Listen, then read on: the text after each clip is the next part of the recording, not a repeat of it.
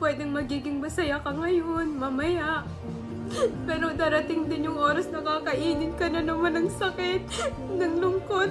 Tapos yung magagawa mo na lang is umiyak ka ng umiyak para gumaan yung pakiramdam mo. Kasi yun na lang talaga yung magagawa mo para gumaan yung loob mo.